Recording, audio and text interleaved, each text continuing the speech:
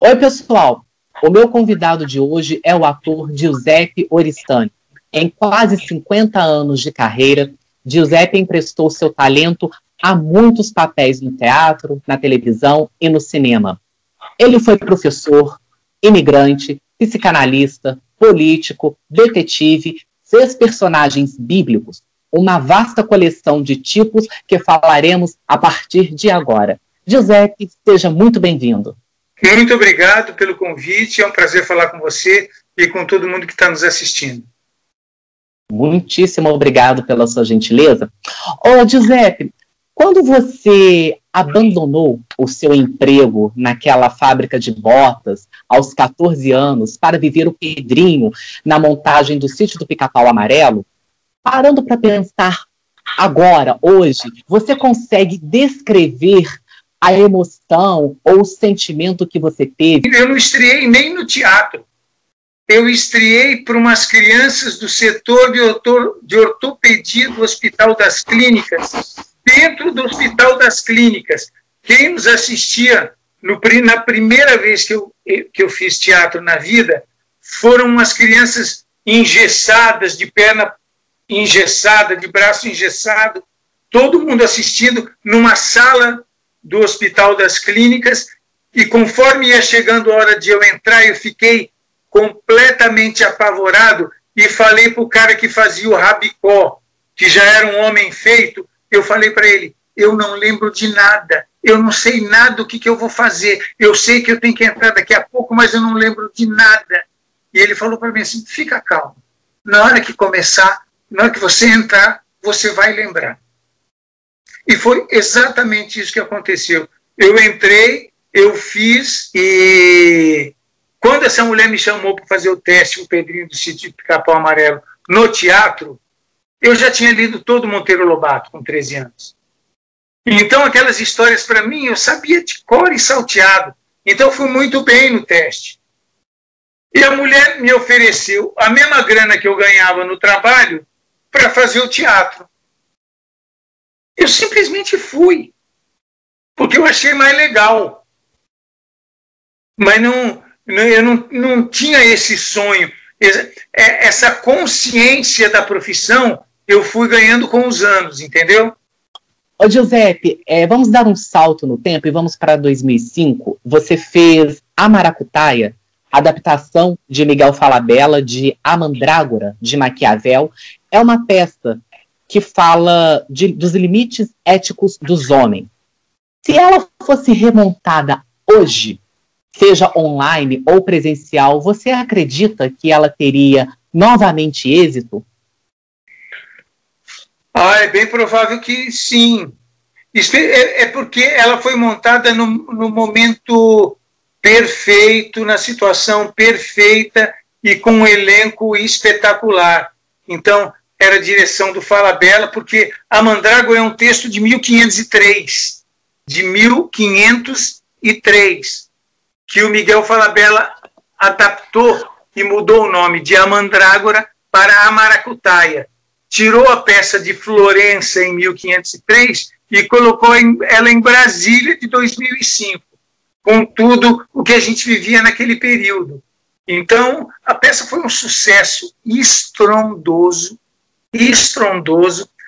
O Wilker fazia a peça, direção do Falabella, o Wilker fazia a peça, o Hernani Moraes fazia a peça, a falecida Thelma Heston, Mônica Torres, o Luiz Salem fazia a peça, um padre engraçado pra caramba. Era muito delicioso, esse espetáculo foi muito delicioso e um sucesso estrondoso.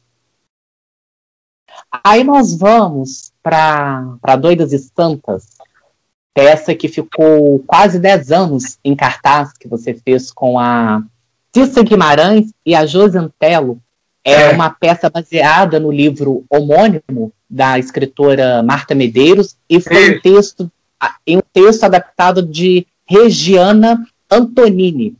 Você viveu o Orlando, casado com a personagem da Cissa, que fazia Beatriz, e eles estavam em um casamento acomodado por quase 20 anos, até que ele se surpreende com um pedido de separação. É um espetáculo que, apesar de ser comédia, trouxe um olhar sobre o casamento e possibilitou as pessoas, de uma certa maneira, a reavaliarem as suas vidas e as relações. Como que foi para você, Giuseppe, dar vida a esse personagem? Essa foi uma experiência incrível. Primeiro, por causa da parceria. Trabalhar com a Cissa e com a Josi nesse espetáculo não podia ser mais prazeroso.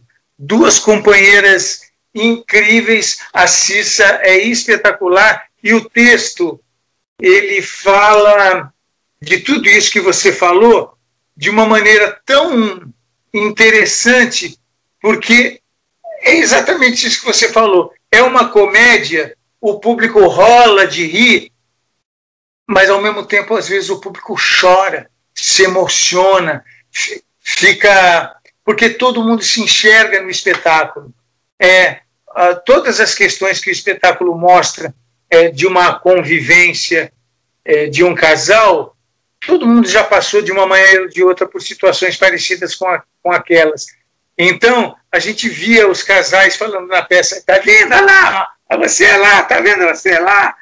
Então, a razão do sucesso da peça, eu creio que se deve ao fato dela ser feita com muita verdade, o público se identificar inteiramente com as coisas que a gente falava, ri muito porque ria de si próprio e se emocionava muito porque se emocionava com as suas próprias situações. A razão do sucesso da peça seguramente foi esse. É uma peça que trouxe um olhar diferenciado para o casamento? Você vê dessa maneira? Pode ser. Pode ser. Pode ser sim. Porque eu estou junto com a minha mulher há quase 40 anos. Estamos juntos há quase 40 anos. E a gente sabe... Não, quase 40 anos. Desde 81. 40 anos, agora em 21. 40 anos. Então a gente sabe que se não tomar cuidado vira uma coisa qualquer. E então é importante que a gente, numa relação, independente se você está namorando há um mês, um ano, 10 anos ou 40 anos, é preciso que você tenha atenção com a pessoa com quem você está. É preciso ter essa atenção. Ô Giuseppe, eu vi o espetáculo que você fez, Freud e Mahler. É um espetáculo com a direção do Ari Kozlov e o texto da Miriam Alpin. E o ator que fez o Mahler, Marcelo Scorel, é uma peça em que vocês dois conversam. É uma peça que é baseada numa conversa entre o Mahler e o Freud, uma conversa de 4 horas em uma praça, que foi condensado para um espetáculo de 1 hora. Eu tive a oportunidade de assistir, e enquanto eu via a peça, eu fui anotando as frases que o seu personagem dizia, e ele falou: o excesso de dúvidas pode atrapalhar a vida. Há condições que se impõem sobre nós, sobre as quais precisamos lutar. O Freud é conhecido como o pai da psicanálise. Que tipo de olhar você quis construir do Freud para mostrá-lo ao público? Claro que quando você faz um espetáculo, muito do que você mostra, muito do que a plateia vê, vem de você como ator. Mas o teatro, assim como o trabalho artístico, em geral, ele é um trabalho muito coletivo. Então, nós optamos, quando eu digo nós, eu falo da equipe, o Ari, eu, o Scorel, nós que fizemos a peça, nós conversamos muito e chegamos a conclusões a respeito de como deveria ser o Mahler, de como deveria ser o Freud, para que o espetáculo ganhasse um colorido diferente. O meu Freud é um pouco debochadinho, não é debochado, mas ele é bem humorado, dentro da seriedade. Ele tem pitadas de ironia. Ele tem pitadas de ironia. Tem. Porque, só para você saber, para o público que está nos assistindo saber, o Mahler, muita gente deve saber, era um grande compositor clássico, um grande compositor, famosíssimo. Ambos eram judeus, Freud e Mahler. Os dois eram judeus. E esse encontro verdadeiramente aconteceu, porque o Mahler era casado com uma mulher muito especial, chamada Alma Mahler. Mas a Alma falou que queria se separar porque não estava dando para conviver com ele. Ela falou, a única chance que a gente tem de reatar é se você for se tratar. E você tem que se tratar com esse cara aqui. Esse cara era o Freud. E o Mahler, esse encontro, então, ele verdadeiramente aconteceu na vida real. Uhum. E durou 4 horas e o Freud resolveu os problemas que o Mahler tinha. Só que ele mesmo disse, eu tenho a impressão, do jeito que ele está entusiasmado, e com o problema, no fim da peça ele fala, do jeito que o Mahler ficou entusiasmado, do jeito que ele é apaixonado pela mulher, e com os problemas de saúde que ele tem, ele não vai aguentar muito tempo. E não aguentou de fato. Ele não aguentou, ele morreu meses depois. Ele morreu meses depois. Então, a peça é muito legal. E é legal que ela é curtinha, ela tem 1h10, sei lá. Então, é um diálogo muito intenso entre duas pessoas geniais, porque o Mahler também era genial, ele era cheio de manias, mas era genial. E o Freud, um cara genialíssimo também. Uma conversa muito inteligente, muito inteligente, e que fazia o público também dar lá os seus sorrisos. E o pessoal de psicologia adorava, porque via ali retratado um Freud curioso. Giuseppe, indo para o cinema, você tem uma participação, numa participação narrativa, você narra a história num filme de 2015, Sonho, Conquista e Glória, do Osney de Lima. É um filme que retrata a imigração italiana no Rio Grande do Sul. Você gravou em Trieste, lá na Itália. Como foi para você participar desse projeto? A contribuição dessas pessoas para a cultura, para a economia e para a sociedade brasileira, eu valorizo muito. Esse pessoal que foi para o Sul é um pessoal muito especial, que contribuiu muito, inclusive, para a economia dos estados do Sul, do Rio Grande do Sul especialmente, e eu fico muito feliz de fazer isso. E essa narrativa era uma forma de emendar as histórias andando pelos caminhos lá na Itália, por onde andavam essas pessoas antes de vir para o Brasil, entendeu? Então, a gente ia lá para os lugares de onde eles vieram e fazia narrações na terra de origem deles. Isso enriqueceu bastante a narrativa do filme. E no fim do ano passado, você gravou lá no Sul Barão de Riche, Um Homem de 4 Irmãos. É um filme que foi rodado em Santa Catarina, algumas cenas. O Barão de Riche, ele foi responsável por salvar milhares de judeus vindo do leste europeu no século passado.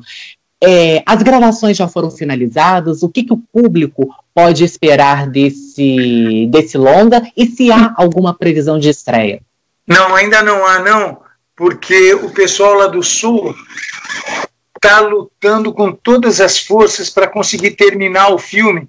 Então, eles ficam meses parados, conseguem captar algum recurso, ficam 15 dias filmando, aí ficam meses parados, conseguem captar. Então, eles estão fazendo aos pedaços, mas já passaram da metade, e também a direção do Osney, esse que você citou do filme anterior, Uhum. E esse cara é teimoso. Tudo que ele faz chega no final. Então, esse vai chegar também e não demora muito. E o que o público pode esperar desse longa-metragem? Eu acho que o filme trata um pouco disso, do acolhimento que as famílias têm com os judeus que estão desamparados. E eu acho que o filme fala de solidariedade, fala de amor ao próximo, e fala dessa história de gente que luta com todas as forças para manter suas tradições e para ser solidário com o próximo. Eu acho bonito isso. Giuseppe, vamos para a televisão, para alguns personagens que você fez. Eu vou começar por 1988, a novela Vida Nova, do Benedito Rui Barbosa. Você fez o Bruno, filho de um imigrante italiano. E a sua história pessoal, os seus pais vieram para o Brasil, você é filho de imigrantes italianos. Que emoções ficcionais misturadas às suas emoções pessoais foram resgatadas ou trazidas com esse personagem? Resgatadas não, porque eu vivi essas emoções e vivo ainda hoje o tempo inteiro. Então, elas não estavam escondidas em lugar nenhum, elas continuam presentes em mim o tempo inteiro. Essa madrugada mesmo estava conversando com os meus primos da Itália, lembrando de coisas da infância deles lá, da nossa infância aqui. Vi fotos do meu pai, jovenzinho, na Itália, antes do meu irmão mais velho nascer. Então não houve resgate. Houve, da minha parte, uma sensação muito gostosa de uma homenagem ao meu pai e, através do meu pai, a todos esses caras que vieram de lá, no pós-guerra, com uma mão na frente, a outra atrás, sem saber onde iam morar, sem saber o que iam fazer, sem dinheiro, sem cultura, e que chegaram aqui e que encontraram trabalho e que ralaram pra caramba e que economizaram cada centavo e que contribuíram para a cultura do Brasil e que fizeram a sua vida, que criaram suas famílias e que podem falar disso com muito orgulho. Então, essa novela fala disso. Eu fazia um personagem que era um imigrante italiano que chegava aqui jovenzinho. Fazia parte com a Patrícia Pilar, que é uma... Eu sempre dou muita sorte nesses momentos, porque outro dia até estava fazendo uma homenagem para o Paulo José, que era meu pai nessa novela. Olha que coincidência que você está falando. Até publiquei você no meu... postou no seu no Instagram, eu vi. Eu postei no meu... Coincidência. Postei no meu Instagram que o Paulo José fez aniversário. Ele era meu pai nessa novela. E eu escrevi nesse post exatamente isso, que em momentos cruciais da minha vida profissional, eu sempre topo com gente muito generosa. O Paulo José, que era meu pai, foi um exemplo grande disso.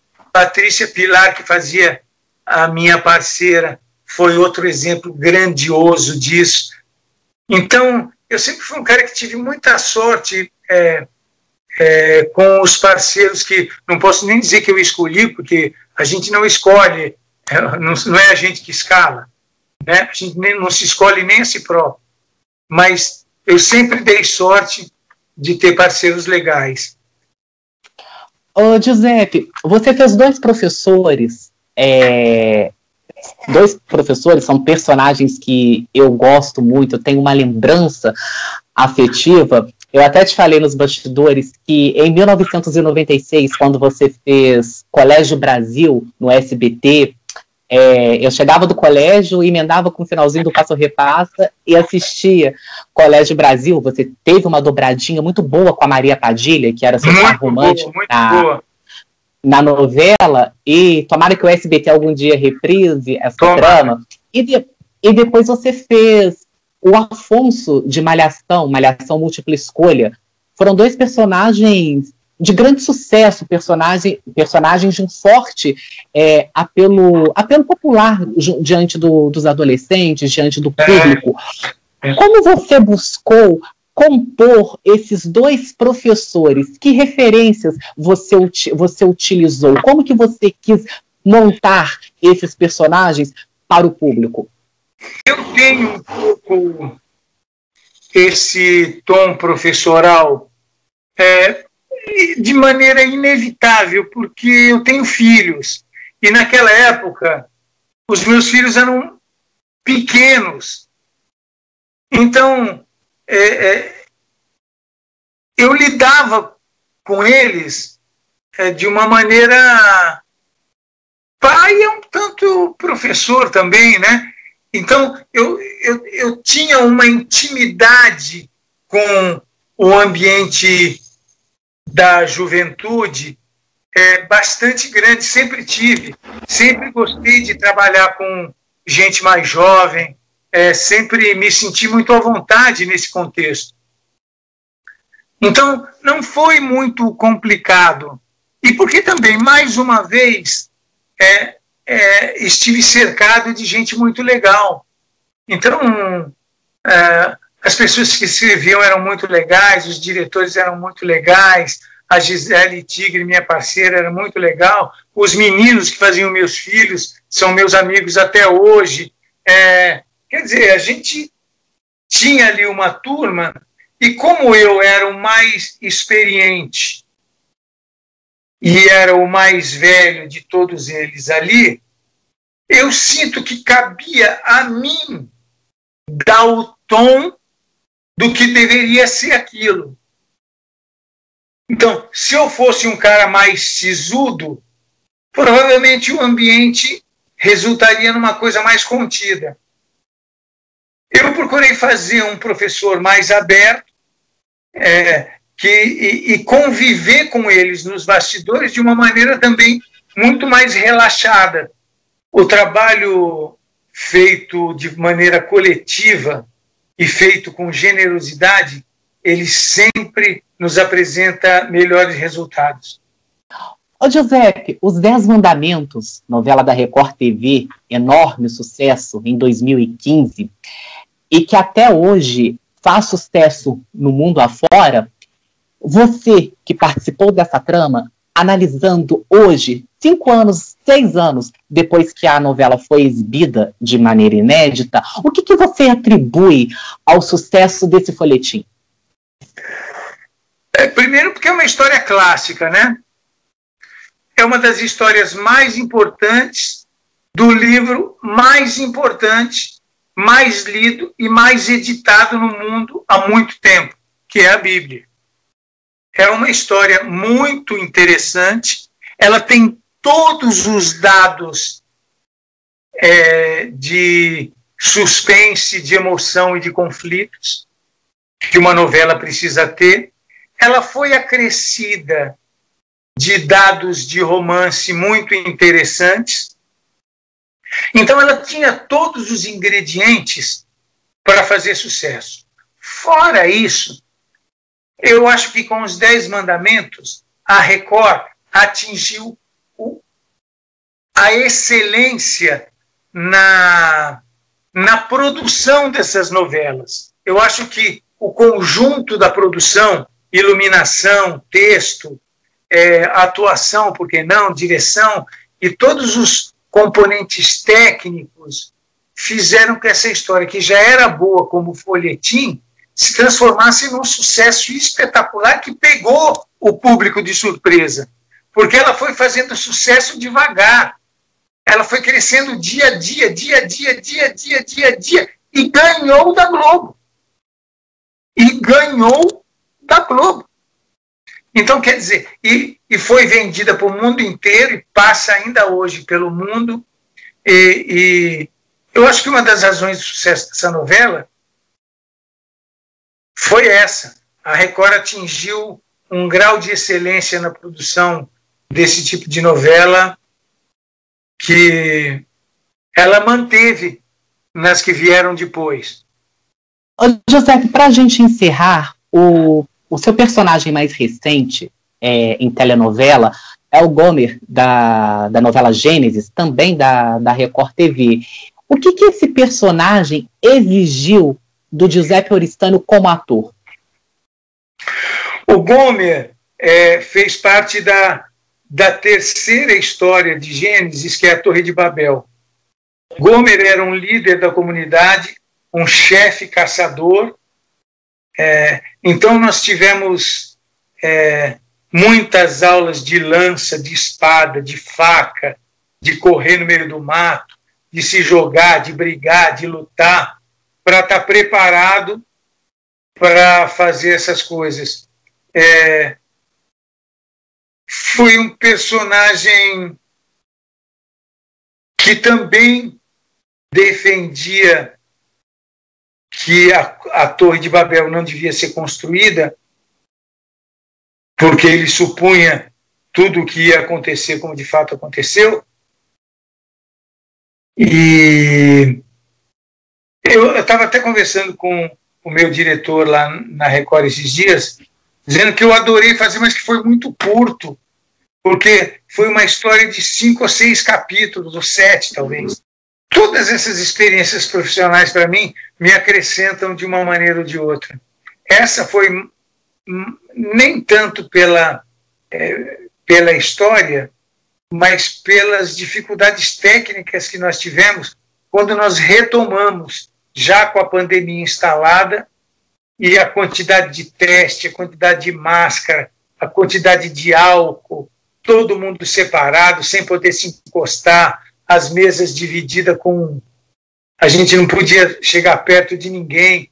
Então foi muito difícil gravar desse jeito, mas nós conseguimos e o resultado ficou muito bom.